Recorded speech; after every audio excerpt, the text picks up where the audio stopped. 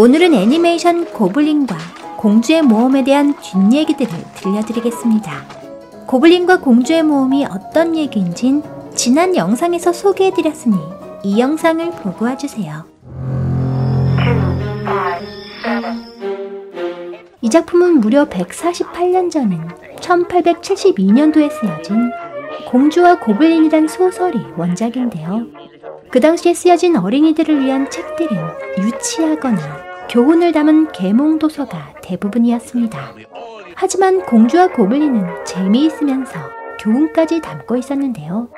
또한 그때까지 소설 속에 등장하는 공주님들은 백마탄 왕자님을 기다리는 순수하고 연약한 존재였던 반면 공주와 고블린의 아이린 공주님은 용감하고 똑똑하며 모험심에 강한 새로운 모습의 공주님이었습니다. 그래서인지 나는 어린이가 아니라 어린이 같은 모든 사람을 위해 글을 쓴다. 라는 조지 맥도널드님의 말씀대로 어린이뿐 아니라 어른들에게도 큰 사랑을 받았죠.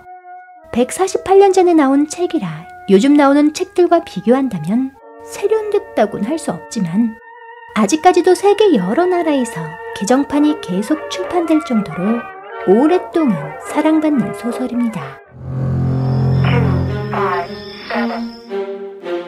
조지 맥도널드님은 판타지 소설을 얘기할 때 빼놓을 수 없는 작가인데요.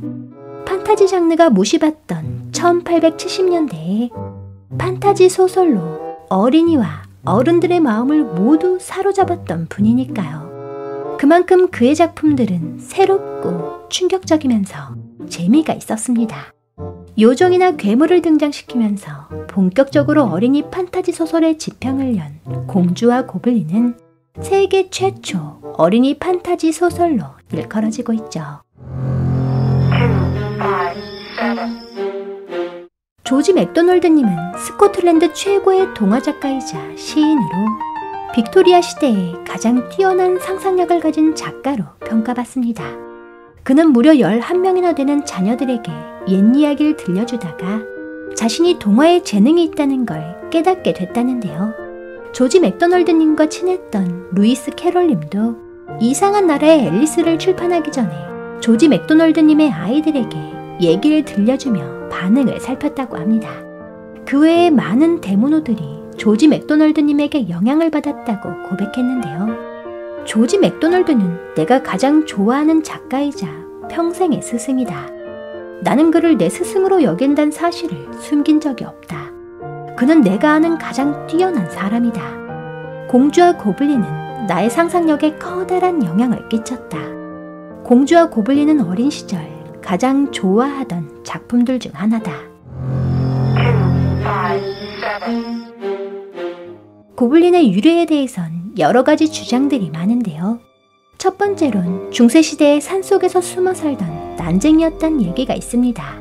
이 난쟁이들이 산적질을 해 먹고 살던 모습이 와전돼 소설 속에서 고블린이란 이름으로 등장했다는 건데요. 두 번째론 요정이었단 얘기도 있습니다. 생김새가 조금 흉한 요정이랄까요?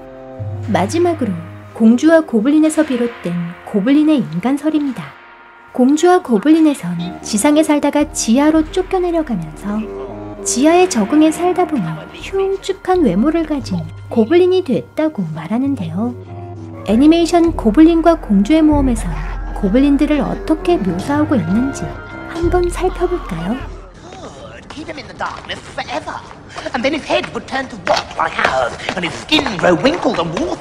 피부는 주름지고 더러우며 머리털도 성격도 거칠다고 묘사됩니다.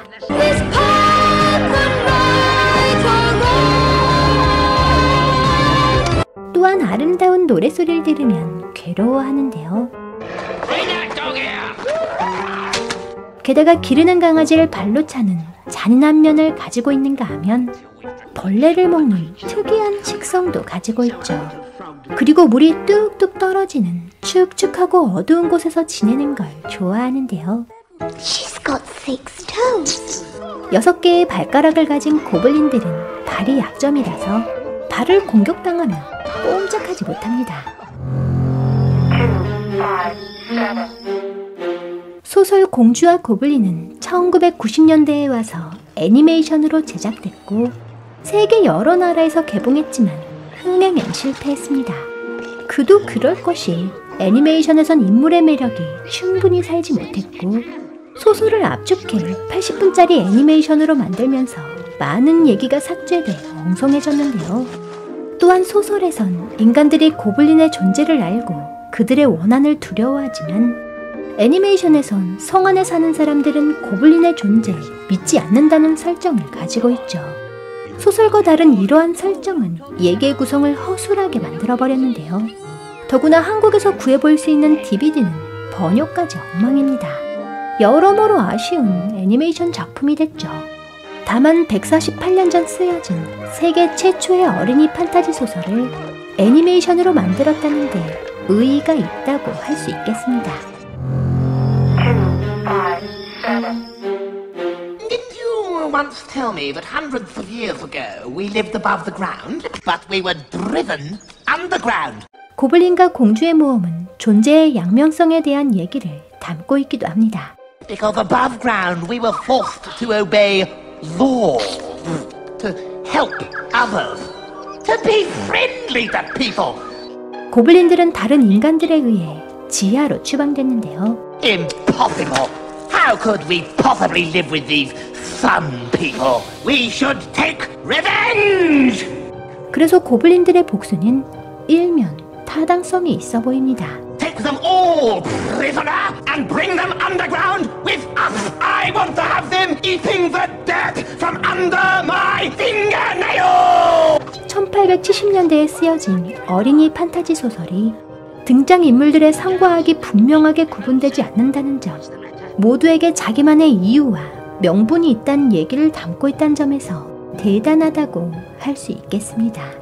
고블린과 공주의 모험이 어떤 얘기인지 그 스토리가 궁금하신 분들은 스토리편 영상을 봐주세요. 지금 보신 영상이 재밌으셨다면 시네몽땅 채널 구독하기, 알람 설정에서 전체를 눌러주세요. 여러분의 구독과 좋아요가 시네몽땅의 영상을 계속 만들어갈 수 있는 힘이 됩니다.